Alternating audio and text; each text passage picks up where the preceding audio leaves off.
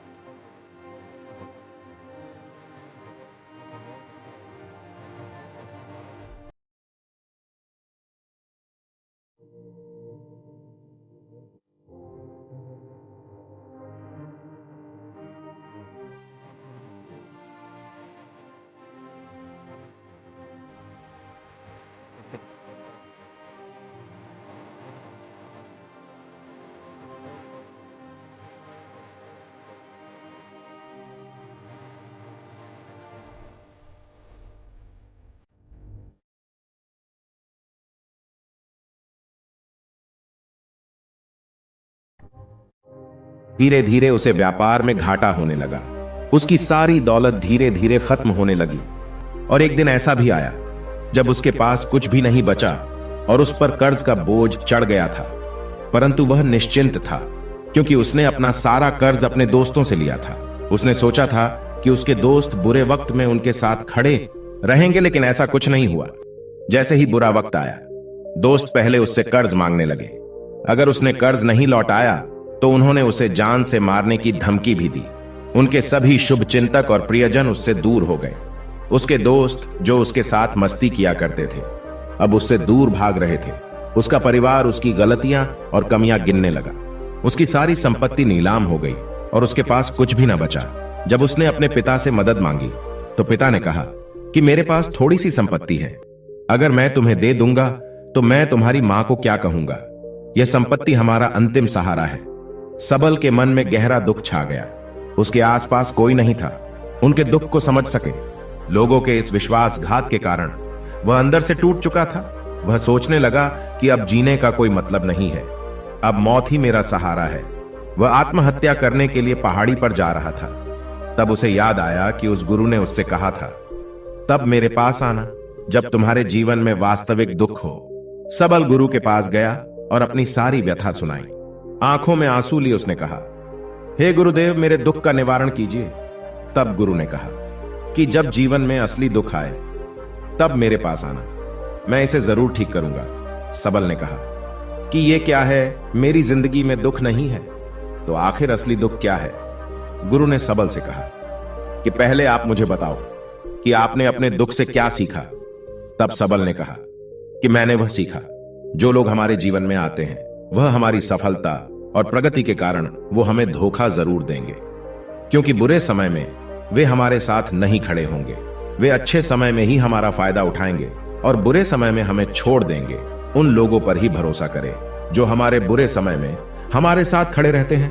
लेकिन ऐसे लोग बहुत कम होते हैं, लेकिन जिनके पास है उन्हें उनकी सराहना करनी चाहिए, उनका अपमान नहीं करना चाहिए। कभी भी किसी के खिलाफ साजिश नहीं रचनी चाहिए। अपना काम ईमानदारी और धैर्य से करें और कभी लालची न बने। अपने सारे दुख दर्द और अनुभव बयां करने के बाद सबल गुरुजी के सामने आंखों में आंसू लिए बैठ गया। कुछ देर बाद गुरु उठे और पेड़ के नीचे गड्ढा खोदा और वो घड़ा निकाला जो सोने के सिक्कों से भरा हुआ था। उसने सबल को देकर कहा, मेरे पास तब आना जब तुम्हारे जीवन में वास्तविक दुख हो। सबल ने अपने गुरु को धन्यवाद दिया और उसे प्रणाम करके चला गया। उस पैसों से उसने एक छोटा सा व्यवसाय शुरू किया। अब वह छोटा व्यापारी बनकर भी खुश था। उसने पूरी लगन और ईमानदारी से कारोबार किया और जल्द ही वह अपने शहर का एक बड़ा व्यापारी बन गया। उसका जीवन सुख सुविधाओं से भरा हुआ था। लेकिन कोई कितना भी अच्छा क्यों ना हो, लेकिन जीवन में दुख आता है। तो सबल के जीवन में भी दुख आया। अपने माता पिता की मृत्यु हो गई। वे दोनों एक ही दिन मर गए। सबल अपने माता पिता से बहुत प्यार करता था, इसलिए उनके निधन से उन्हें गहरा सदमा लगा। अंतिम संस्कार किया गया। उसने अपने माता पिता का शव जलते हुए देखा तो उसका मन बेचैन हो उठा। उसके मन में कई सवाल उठने लगे। वह घर वापस आ गया। उसने अपने माता पिता के घर और संपत्ति को देखा, जिसके लिए उनके पिता हमेशा लड़ते रहे। आज वो खाली पड़ा है। जिन्होंने इसकी देखभाल की, इसके लिए लड़ने वाले इस दुनिया से चले गए। उसके पिता ने जो कुछ कमाया वह सब यही रह गया। एक दिन पहले तक उसके पिता मारपीट करते थे किसी के साथ उसकी संपत्ति के लिए। आज वो खुद इस दुनिया से चले गए। उसका मन ऐसे अनेक विचारों में भटक रहा था। वह अंदर से अकेला और डरा हुआ महसूस कर रहा था। वह खाली महसूस कर रहा था। उसे लगा कि कुछ तो है, परंतु वह समझ नहीं सका। इसलिए वह गुरु के पास गया। उसे देखकर गुरु ने कहा, क्या जीवन में कोई दुख है? सबल ने कहा, वैसे तो जीवन में कोई दुख नहीं है, सब कुछ अच्छा चल रहा है, लेकिन आज मेरे माता पिता का देहांत हो गया है। मैं इस घटना से बेहद दुखी और परेशान हूं। गुरु ने कहा, इसमें दुखी होने की क्या बात है? एक दिन सबको मरना है। मुझे भी मरना है, तुझे भी मरना है। शायद तुम कल ही मर जाओ या आज भी मर सकते हो। सबल ने कहा, क्या कह रहे हो गुरुजी? मैं भी मर जाऊंगा, लेकिन मैं अभी जवान हूं।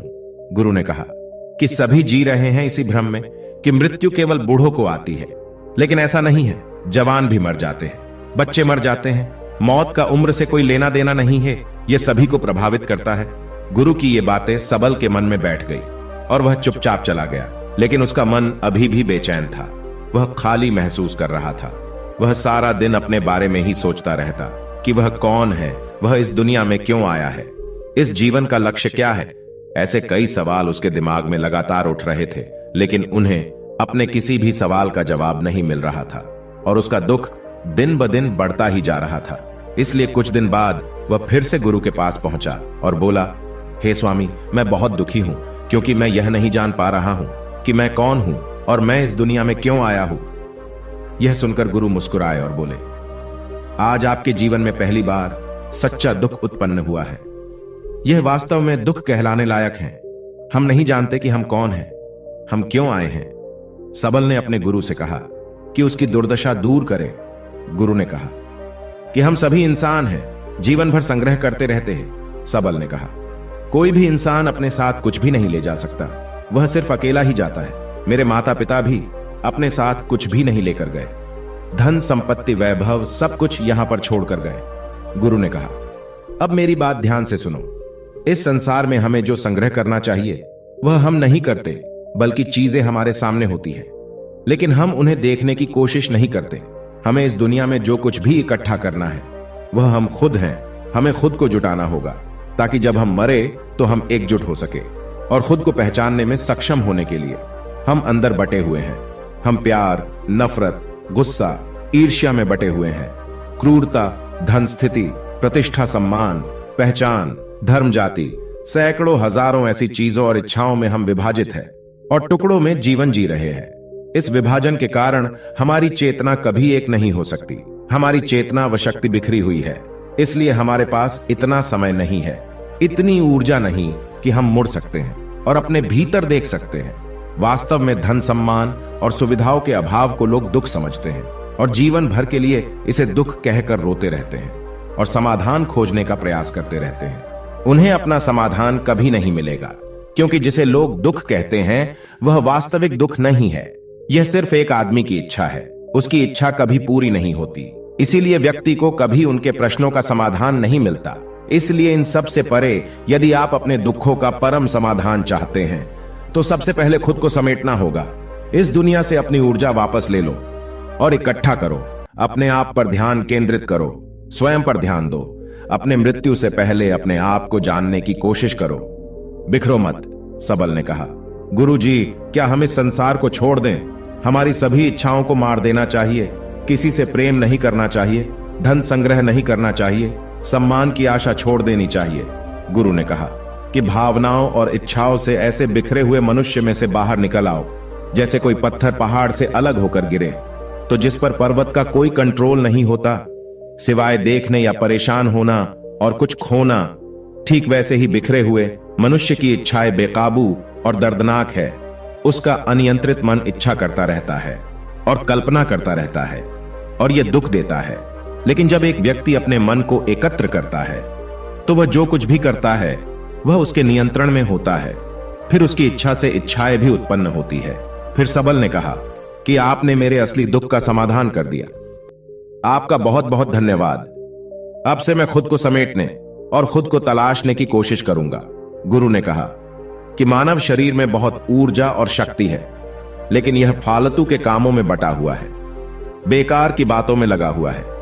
यह एक बहुत ही शक्तिशाली मशीन की तरह है और वह बिना सोचे समझे अपनी शक्ति बर्बाद कर रहा है और बिना किसी नियंत्रण के। इसीलिए इस शक्ति पर ध्यान दे, अपनी चेतना और इसे इकट्ठा करे। सबल को अपने प्रश्नों का उत्तर मिल गया। उसने अपने गुरु का धन्यवाद किया और चुपचाप चला गया।